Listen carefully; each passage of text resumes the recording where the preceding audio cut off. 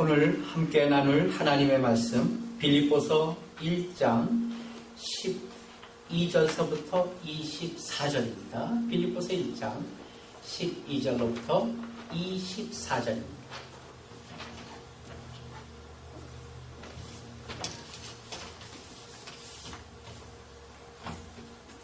한 절씩 나눠서 보겠습니다. 형제들아, 내가 당한 일이 오히려 복음 전파의 진전이 된 줄을 너희가 알기를 원하노라. 이러므로 나의 매임이 그리스도 안에서 모든 신뢰 안과 그 밖의 모든 사람에게 나타났으니 형제 중 다수가 나의 매임으로 말미암아 주 안에서 신뢰함으로 겁없이 하나님의 말씀을 더욱 담대히 전하게 되었느니라. 어떤 이들은 투기와 부재로 어떤 이들은 착한 뜻으로 그리스도를 전파하나니 이들은 내가 복음을 변증하기 위하여 세우심을 받은 줄 알고 사랑으로 하나 그들은 나의 매임에 배움을 더하게 할 줄로 생각하여 순수하지 못하게 다툼으로 그리스도를 전파하느니라. 그러면 무엇이냐? 거칠애로 하나 참으로 하나 무슨 방도로 하든지 전파되는 것은 그리스도니 이로써 나는 기뻐하고 또한 기뻐하리라. 이것이 너희의 간구와 예수 그리스도의 성령의 도심으로 나를 구원에 이르게 하는 줄로 아는 거로. 나의 간절한 기대와 소망을 따라 아무 일에든지 부끄러워하지 아니하고 지금도 전과 같이 온전히 담대하여 살든지 죽든지 내 몸에서 그리스도가 존귀하게 되려 하려 하나니 이는 내게 사는 것이 그리스도니 죽는 것도 유익합니다. 그러나 만일 육신으로 사는 이것이 내 일의 열매일진데 무엇을 택하여야 하는지 나는 알지 못하노라. 내가 그들 사이에 끼었으니 차라리 세상을 떠나 그리스도와 함께 있는 것이 훨씬 더 좋은 일이라 그렇게 하고 싶다. 다 같이 내가 육신으로 있는 것이 너희를 위하여 유익하리라. 아멘. 오늘 이 본문의 말씀 가지고 우리가 신앙이란 어떻게 해야 하는 것인가? 신앙이란 무엇인가? 혹은 궁극적으로 신앙생활이란 어떤 것인가? 무엇인가? 혹은 신자는 어떤 신앙의 자세를 가져야 되겠는가? 이런 질문들을 갖다가 스스로 해보는 것이죠. 하면서 오늘 본문에서의 말씀 속에서 답을 얻습니다. 그런 많은 질문들이 있어요. 우리가 신앙생활을 하면서 이러한저러한 모습의 신앙생활을 합니다. 나는 저런 사람은 저런 모습으로 또 나는 이런 모습으로 신앙생활을 하긴 하는데 이것이 과연 바른 신앙생활일까? 혹은 하나님 편에서 볼 때는 어떠한 점수를 받는 신앙생활일까? 뭐 이런 것들이 궁금하단 말이에요. 또 이렇게 하면은 신앙생활 아닌 것 같은데 뭐 이러한 마음의 guilty feeling도 있어요. 그래서 이런 많은 질문들이 있는데 이 모든 질문들을 갖다가 하나로 함축해서 줄여본다면 이런 질문이 맞습니다. 내가 주님을 위해서 존재하는가? 혹은 주님이 나를 위하여 존재하느냐? 이 두 가지의 싸움입니다. 세상의 모든 것이 다 마찬가지예요. 많은 질문들을 갖다가 모조리 묶어갖고 하나로 질문해본다면 이런 얘기예요. 내가 누구를 위해서 사느냐는 얘기죠. 내가 주님을 위해서 사는가? 아니면은 주님도 나를 위해서 존재하는가? 이 싸움, 이 어떠한 개념, 이 어떠한 존재론, 여기에 대한 답을 갖는 것이 신앙의 가장 바른 혹은 중요한 모습이다. 저는 이렇게 생각을 합니다. 대부분 신앙인들이 말이에요. 왕왕 어떤 신앙적인 실패를 하는가 하면은 기독교적인 모든 것을 동원해요. 기도, 성경 열심히 보고 또 뭐 있을까요? 구제하고 또 전도하고 전도하고 선교 나가고 단기 선교 나가고 헌금 많이 내고 뭐 이러한 기독교적인 모든 것을 동원해서 나를 증명해 달라는데 하나님을 조릅니다. 가만 보면은 그러한 부분이 오히려 신앙적인 것으로 착각하고 있어요. 말하자면은 하나님께서는 나를 남보다 더 사랑하고 계시다. 그래서 다른 사람하고는 달리 특별 대우하신다. 뭐 이런 생각. 그리고 하나님께서는 적어도 내가 한 말, 내가 한 부탁, 내가 한 기도만은 꼭 들어주신다는 것. 이런 것들을 그래서 너는 가짜고 나는 진짜야. 진짜 신자야. 라는 것을 증명해 달라는 것으로 하나님을 조릅니다. 그것을 표현함으로 신앙을 대신하려고 하고 있어요. 근데 오늘 본문에서 보게 되니까 사도 바울식의 신앙은 전혀 다른 것이에요. 사도 바울식의 신앙은 나의 신앙을 증명하는 것이 아니에요. 내 신앙의 깊이 혹은 내 신앙의 관록을 증명하는 것이 아니라 우리가 주를 위해서 쓰여지는 것, 내가 주님에게 쓰여지는 것, 사실은 신앙에 있어서 가장 가치 있고 가장 의미 있는 길이에요. 그것이 가장 중요한 것이다. 이렇게 얘기하고 있습니다. 그래서 그 맥락의 일례로 지금 들고 있는 게 뭐냐면 바울의 사도권이에요. 사실 사도하게 되면은 예수님께서 세우신 12사도 우린 잘 알고 있잖아요. 마태, 마가, 누가, 요한 뭐 이렇게 하면서 사도들을 알고 있는데 바울은 주님이 세운 것 같지 않단 말이에요. 주님이 주님의 이 땅에서의 사역 때 사도 바울은 있지 않았단 말이에요. 그래서 네가 뭔 사도야? 이런 그 당시의 사람들로부터 뭐라 그럴까요? 이 도전을 많이 받았던 사람이에요. 그렇기 때문에 이 성경에서도 사도 바울의 사도권이 언제나 논쟁의 불씨가 되었어요. 오늘 말씀도 마찬가지예요. 빌립보서 이 말씀도 사도 바울이 결국은 잡혀갔어요. 그래서 로마로 이송되어 갔습니다. 그 뒤 얘기예요. 로마로 붙잡혀 간 다음에 무리들이 두 갈래로 갈라졌어요. 어떻게 갈라졌냐면요. 그가 감옥에 갇히자 바울이 주님께서 세운 사도였다면 왜 마음껏 복음을 전하지 못하게 하필 주님이 감옥에 갇히게 하셨냐. 그렇기 때문에 바울은 사도가 아니야. 주님께서 가둬놨잖아. 이런 무리가 있었어요. 우리도 쉽게 그렇게 생각할 수 있어요. 어떤 시선의 차이가 있을 수 있죠. 반대로 그는 주를 위해 고난받는 참된 사도다. 이런 무리가 있었어요. 그래서 이런 무리, 저런 무리 이게 두 개로 나눠 있는 것이 지금 오늘 본문에 있는 이 circumstance, 환경이야. 중요한 건 말이에요. 이 같은 싸움의 와중에서 사도 바울은 뭐라 그러냐니까 중요한데 사도 바울은 뭐라 그러냐면요. 내가 사도야. 야 임마 내가 사도야. 뭐 이렇게 하지도 않아요. 그리고 사도라고 이렇게 지켜주는데 고마워. 이런 얘기도 아무것도 안 해요. 무슨 얘기를 하냐면은 내가 아무면 어떠냐. 내가 사도면 어떻고 사도가 아니면 어떠냐. 뭘로 하든지 주님만 전파되면 되지 않느냐. 이 식으로 설명하고 있는 거예요. 여기에 우리의 생각과 사도 바울의 생각에 큰 갭이 있습니다. 우리는 흔히 이런 문제로 자주 혼란에 빠져요. 예를 들어 봅시다. 기도하면 잘 되고 복 주신다. 그런 무조건적인 논리가 때론 맞지 않을 때가 사실은 훨씬 더 많아요. 누가 기도했더니 기도가 이루어졌어. 그게 간증하죠. 하나님께서 이걸 주셨습니다. 마지막 순간에 하나님께서 내 손을 들어주셨습니다. 이걸 간증을 하고 있는데 사실은 간증보다는 자랑기가 더 많아요. 사실 내가 이렇게 기도했는데 결국은 안 됐어. 이거 간증하는 사람 있어요? 없잖아요.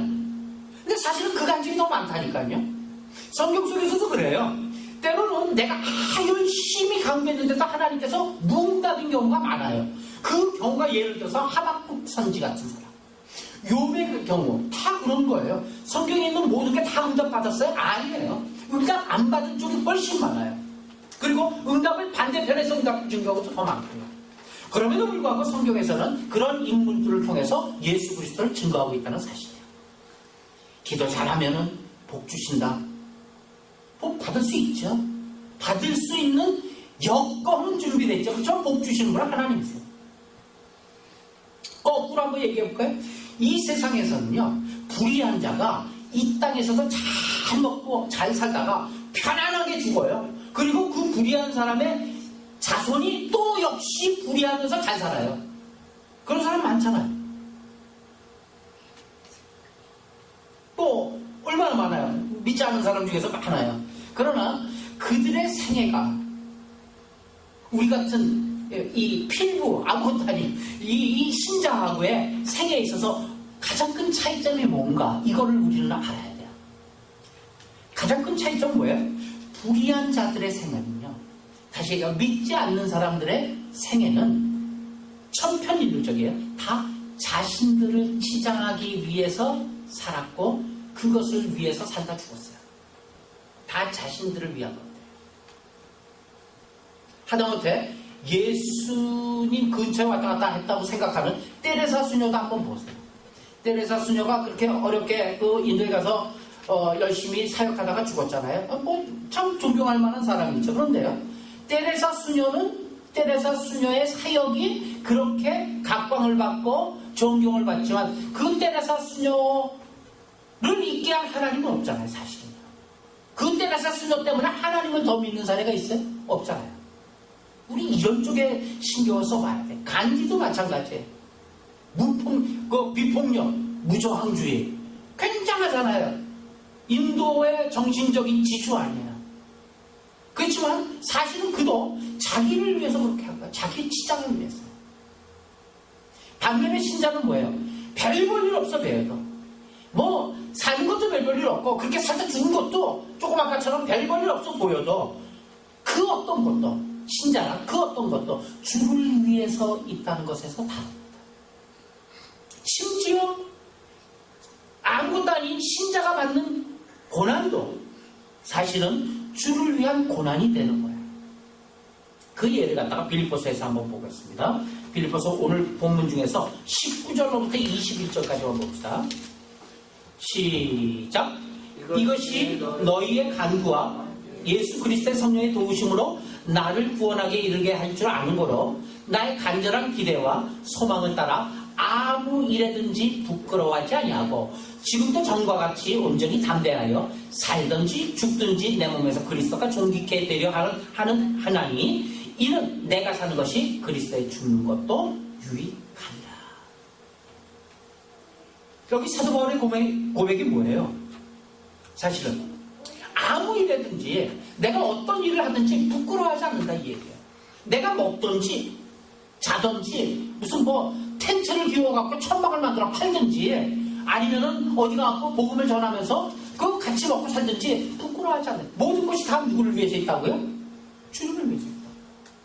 나를 위해서 있는 게 아니다 이 얘기예요. 그렇기 때문에 어떤 고백을 해요? 아무 일에든지 부끄러워하지 아니하고 지금도 전과 같이 온전히 담대하여 살든지 죽든지 지금도 뭐예요? 로마 감옥에 지금 갇혀 있는 거예요. 앞에 그 주보의 컷 사진처럼 아주 못생긴 어떠한 사람이 로마의 그 지하의 깊은 감옥에 갇혀 있는 거예요. 그렇지만 지금도 전과 같이 복음을 전하면서 돌아다니면서 뭐 몇천 명이 회개할 때 그때와 같이 온전히 담대하여 살든지 죽든지 내 몸에서 그리스도만 존귀케 되는 일이라면은 그 어떤 일도 다 우리 신자에게 있어서는 의미가 있는 일이다. 이렇게 고백하고 있는 것입니다.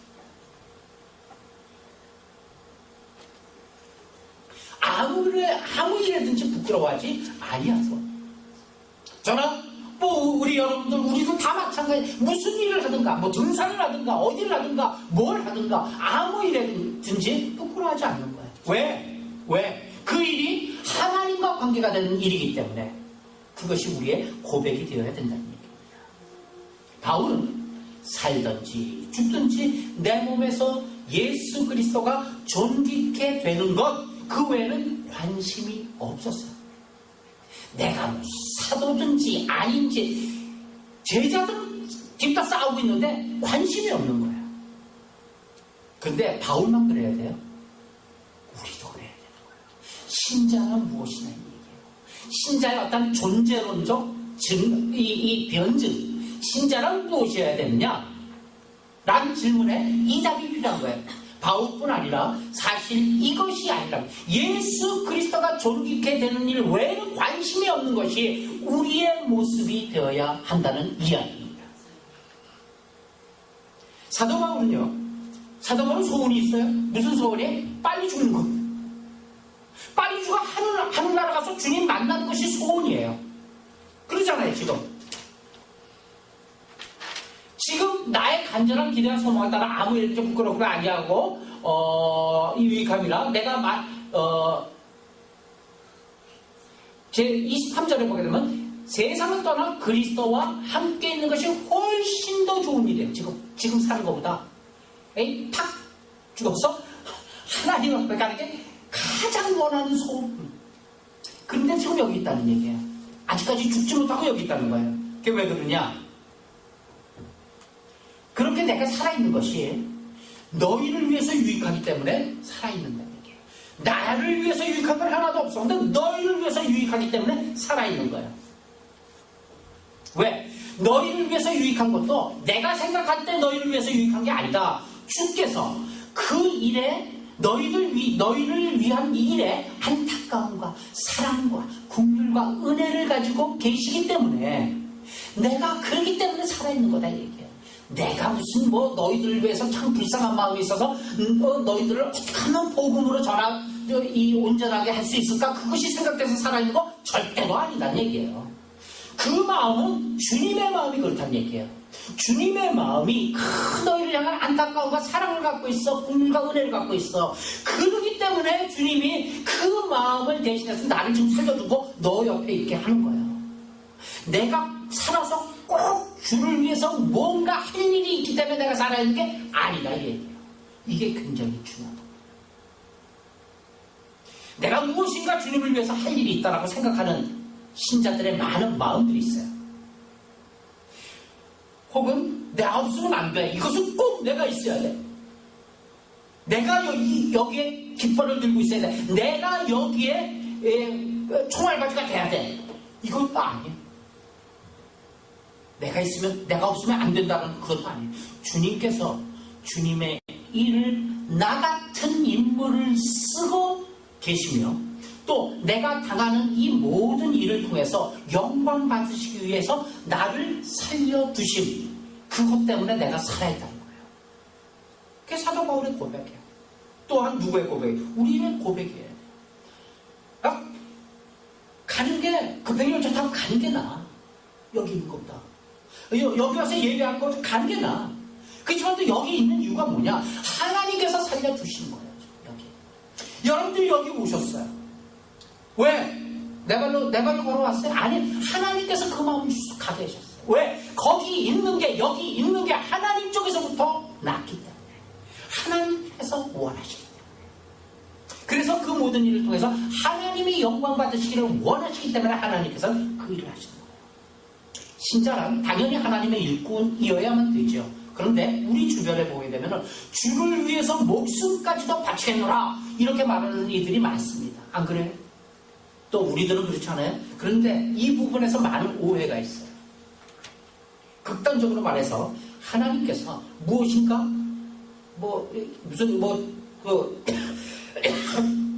텔레비 광고처럼 뭔가 1%가 부족해서 하나님께서 못하시는 것을 우리를 통해서 보충한다고 생각하는 많은 사람들이 있어요. 하나님께서 꼭 필요한 건 아니지만 1%가 부족한데 거기에 너를 쓸게. 그래서 합력해서 무슨 선을 이루고자 그러기 위해서 우리를 부른다고 생각하는 착각이 있어요. 결코 그렇지 않죠. 하나님께서는 불러당기는 돌을 들어갖고서 바로 아브라함 만드시는 분이에요. 뭔가 부족해서 우리한테 구걸하러 오신 분이 아니세요. 하나님은 그 자체로 계신 그 자체로 영광스럽고 그 자체로 영원히 영광받아 마땅하신 분이에요.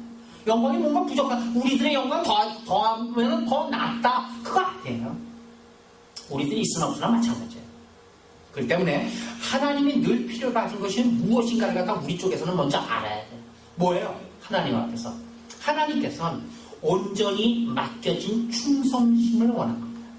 그 일을 하는 그 일 자체를 원하는 게 아니에요. 하나님은 누구 통해서도 할 수 있어요. 우리가 싫어? 너 싫어? 간도 그러면 내가 다른 사람 시킬게. 하나님은 우리 때문에 일을 못하시는 분이 아니에요.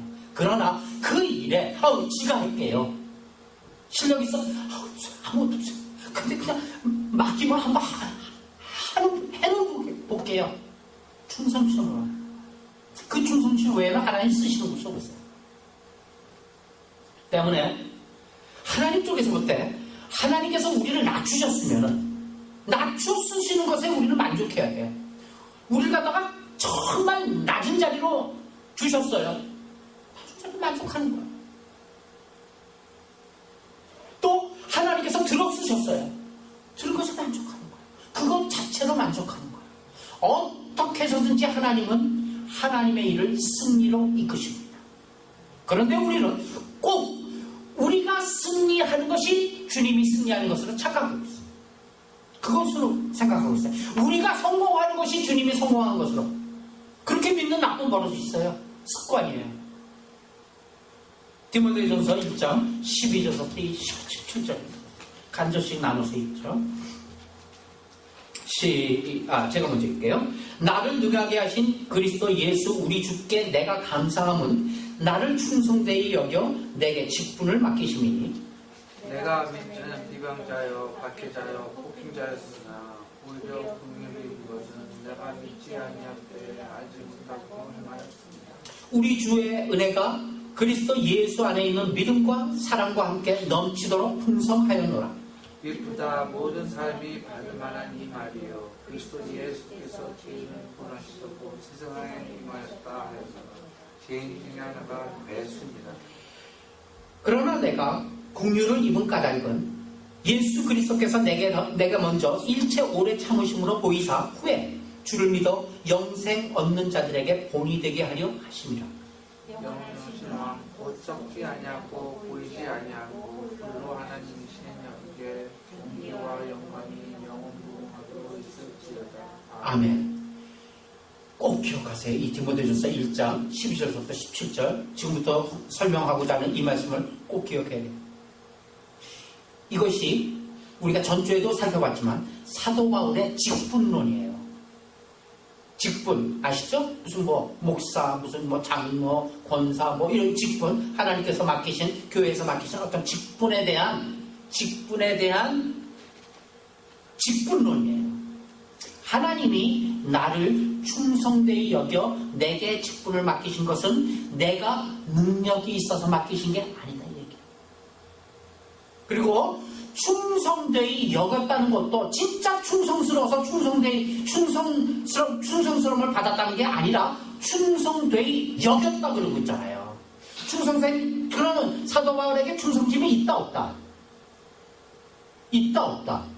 없다예요. 내게 충성됨이 있다는 것이 아니라 하나님이 나를 그렇게 봐주셨다는 얘기 아니에요. 그렇기 때문에 충성되이 여겼다 그러잖아요. 굉장히 중요한 거예요.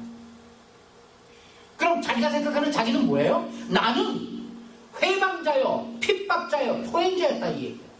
그렇죠? 그런데도 나를 부르셨대. 왜 나를 불렀는가? 여기에 직분론이 있는 거예요. 나는 정말 대놓지도 못하고 회방자요, 오직 어떻게 하면 예수 그리스도를 믿는 자들 다 굴비게 듯이 꿰갖고서 전부 다 예루살렘 공의에 잡아넘겨갖고 전부 다 죽이도록 만드는 장본인이었어요. 그 포행자, 그 회방자, 그게 자기라는 얘기예요. 그런데도 나를 부르셨대요. 그렇다면 왜 나를 불렀다 이 얘기예요. 주의 은혜가 그리스도 예수 안에 있는 믿음과 사랑과 함께 넘치도록 풍성했기 때문에 나 같은 이 회방자 왼수도 용납해 주셨다는 거예요. 나 같은 것도 하나님의 사랑이 크시기 때문에 용납해 주셨다는 거지 내가 쓸만한 구석이 있어서 나를 불렀다는 게 아니라는 얘기예요. 이게 직분론이에요. 왜 죄인 중에 괴수를 들어서 쓰셨느냐 한번 생각해봐라 이 얘기예요. 왜 하나님께서 죄인 중에 괴수인 나를 쓰셨느냐. 내가 먼저 구원을 얻은 것은 왜 나를 쓰셨냐면 내가 먼저 구원을 얻은 것은 후에 주를 믿어 영생 얻을 자들 그 얻은 자들에게 뭐가 되기 위해서? 본이 되기 위해서 샘플이 되기 위해서. 무슨 얘기냐면 이거를 요즘 얘기로 바꾸면 이런 얘기예요. 야 저런 것도 구원을 얻네. 저런 왼수도 구원을 받네. 그런 거 아니에요. 그쵸? 중간에 있던 어정쩡한 사람들, 예수 믿는 사람들은 뭐 말할 것도 없이 예수 믿는 사람들에게 왼수였고, 중간에 어정쩡하던 사람들이 그 왼수라고 하는 사람도 구원없네. 그럼 무슨 생각이 들까요? 저런 것도 구원없는데 나쯤이야 뭐가 생겨요? 희망이 생기잖아요. 나쯤이야 희망이 있구나. 나도 구원할 수 있는 가능성이 충분히 있구나. 그것 때문에 하나님께서 자신을 쓰셨다. 이렇게 얘기합니다. 바로 이 개념이 직분론의 대표적인 주적인 기둥이 되어야 되는 거예요. 이게 사도 바울의 직분론이에요. 나보다 훨씬 못한 사람이 정말 벤돌리하면 그게 하나님 앞에서 무엇인가 하는 걸 보면은 어떻게 돼요? 나도 소망이 있구나. 나처럼 개차반으로 살았는데도 소망이 있구나. 희망을 갖도록 하기 위해서 그를 사용하셨다. 또 그 희망을 갖게 하기 위해서 우리도 사용하신다는 사실입니다. 할렐루야. 예. 이게 바른 직분. 잘난 척하지 마세요. 근데 우리의 생각은 어때요? 내가 실력이 있으니까 하나님이 나를 써서 이 멋진 일을 갖다 행하신 거야. 저 사람이 했다면 큰일 날 뻔했어. 못했을 거야. 그런데 내가 했기 때문에 다행히 되었어. 우리 이렇게 생각하죠. 다 장로의 머릿속에 다 그런 거 있잖아요. 목사의 머릿속에 다 그런 거 있잖아요. 바울의 얘기는 뭐예요? 나를 쓰므로써 모든 사람으로 하여금 하나님이 얼마나 은혜로우신가, 하나님이 얼마나 긍휼이 많으셨으면 나 같은 것도 쓰시냐. 저 바울을 보니 나 같은 것도 희망이 있구나. 나 같은 것도 좀 하나님께서 잠깐만 고개 돌리시면 되겠구나.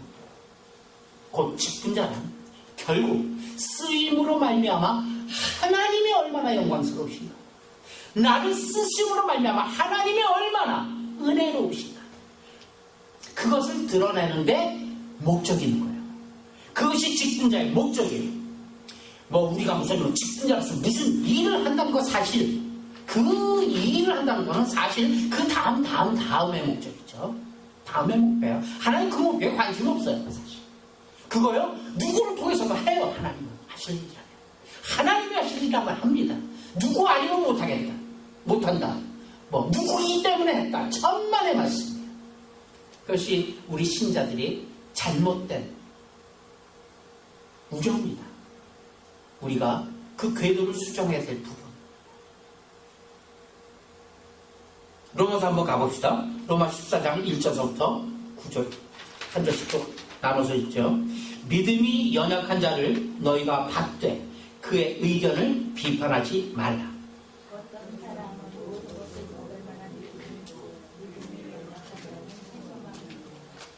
먹는 자는 먹지 않는 자를 업신여기지 말고 먹지 않는 자는 먹는 자를 비판하지 말라. 이는 하나님이 그를 받으셨습니다. 남의 하인을 비판하는 너는 누구냐? 그가 서 있는 곳이나 넘어지는 곳이. 자기의 주인에게 있음에 그가 세움을 받으리니 이는 그를 세우시는 권능이 주께 있습니다.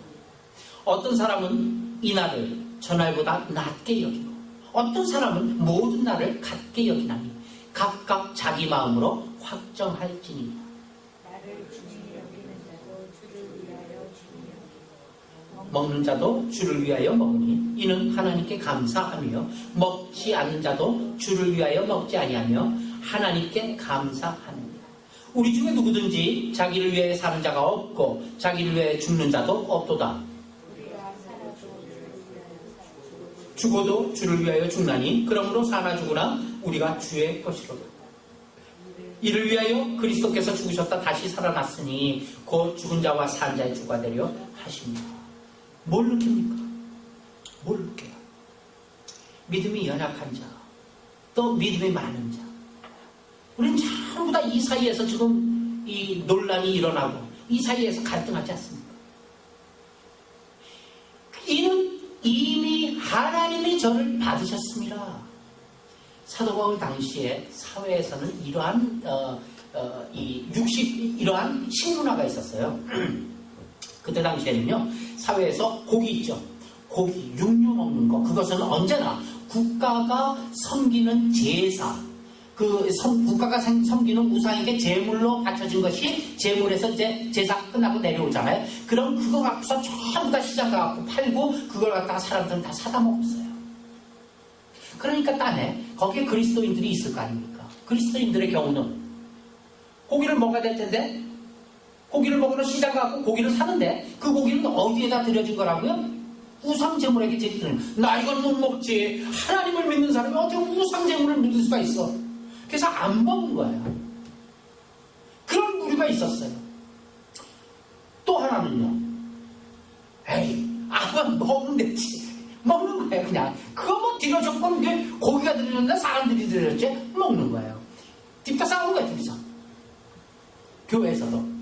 교회에서 이런 일 많아요. 별거 아니고 그 싸워요. 피아노를 여기다 놔야 될까 저기다 놔야 될까 그거 갖고 싸워갖고 교회가 찢어진다니까요. 그럼 교회가 문 닫아요. 그거 갖고.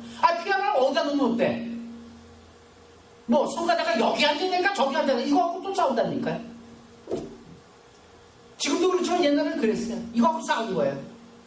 그래서 고기를 먹는 것은 우상 제물을 먹는 것이요. 우상 제물을 먹는 것은 곧 우상을 섬긴다는 뜻이 된다 이 얘기예요. 그렇기 때문에 나는 절대로 우상을 섬길 수 없으니까 죽어도 고기를 안 먹고 어디 가겠다고요? 주파 가겠다고요.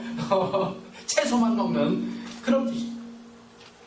그런데 사실상 건강을 위해서 고기는 먹어야 될까 안 먹어야 될까? 우리 먹어야 돼요. 고기 먹어야 돼요. 고기에 단백질 꼭 섭취를 해야 돼요. 그렇지 않으면 밸런스를 잊어버려요. 그래서 사람들이 둘로 갈라졌어요. 한 우상 제물이기 때문에 먹지 않겠다는 사람과 고기를 먹고 건강해져서 더욱더 열심히 주를 섬기자. 얘기 돼요 안 돼? 건강하게 주를 섬기자. 얘기 되는 거예요. 네. 그런 사람들이 나왔어요. 이 둘 경우를 놓고 사도 바울은 뭐라 그래? 둘 다 옳다 이 얘기예요. 둘 다 옳다. 여기에 큰 딜이 되지 않나요? 바울이 사도냐 아니냐? 거기에 뭐는 안 그래요. 사도가 아니면 사도는 사도고 아니면 아니지. 그게 뭐 중요하냐 이 얘기예요. 둘 다 잘한 거예요. 아무도 비판하지 말라 이 얘기예요. 먹고 먹지 않는 이유가 그 이유가 모두 주님 때문이라면 그렇잖아요. 주님 때문 아니에요. 먹지 않는 것도 누구 때문에 먹지 않는 거예요? 주님 때문에 먹지 않는 거 아니에요. 먹는 것도 주님의 핑계가 되어 있잖아요. 건강해서 주님을 사겠다. 다 주님을 위해서라면 다 같이 정당하다 이 얘기예요. 포괄적인 신앙이에요. 비본질적인 것에 싸우지 않겠다는 얘기예요. 이게 기본적인 우리의 신앙의 초석이 되어야 되는 거예요.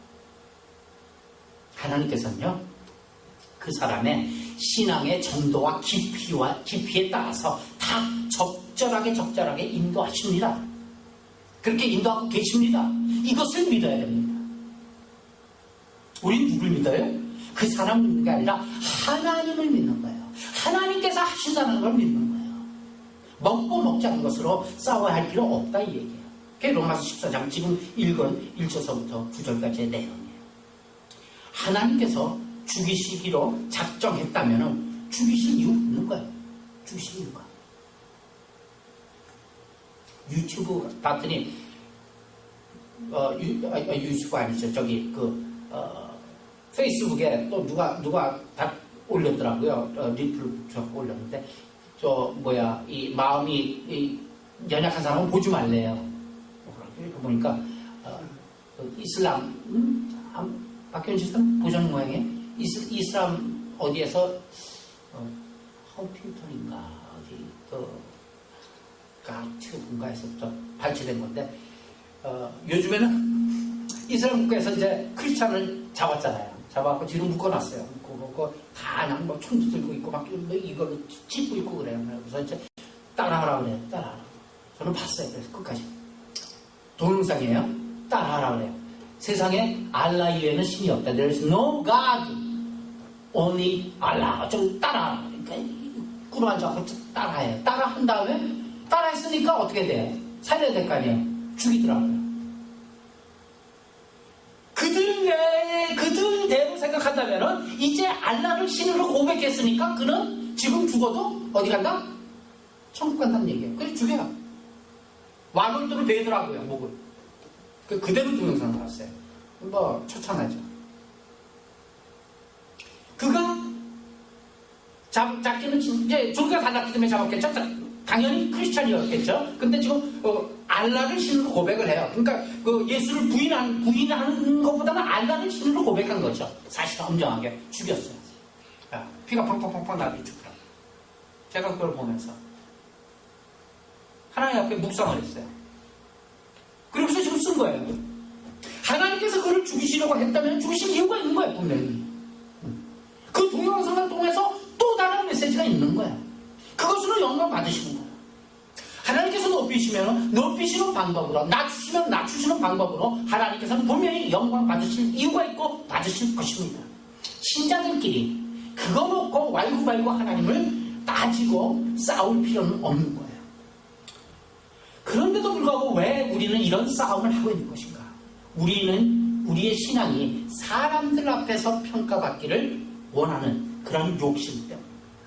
그래서 율법을 앞세우고 기독교를 동원해서 결국은 뭐예요? 나를 증명하고자 하는 것. 나를 증명하고자 싶은 것 때문에 신앙이 그렇게 변질이 되고 있다는 거예요.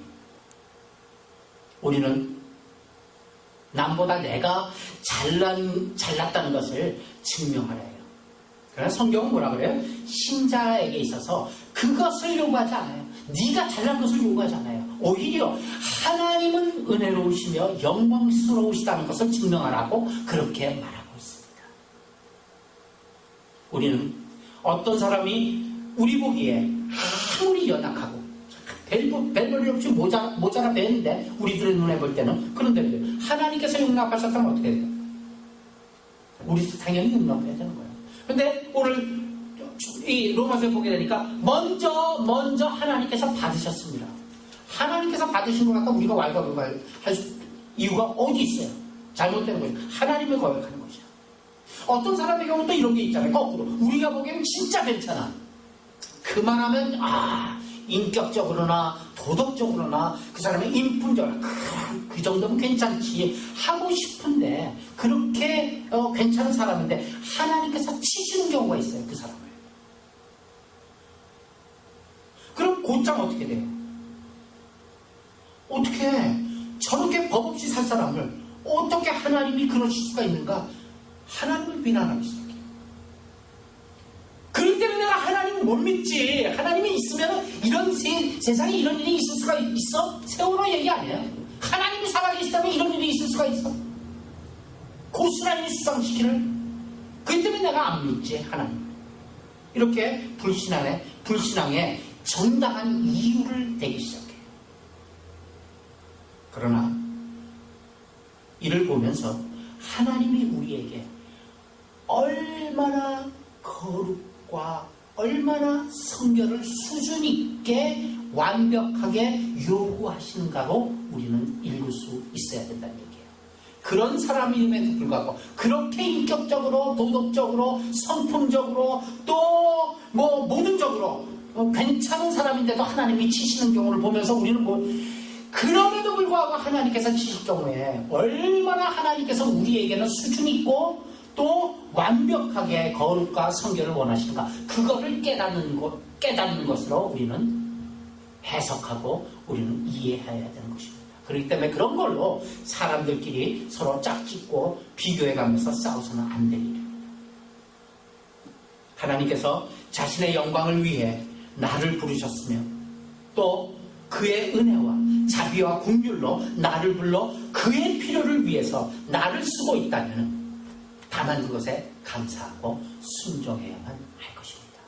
신자란 바로 그런 자기 자신의 존재에 만족하고 그 자신의 길을 가는 자들을 우리는 신자라고 합니다. 그 신자의 반열에 우리 모두가 함께 속해 있기를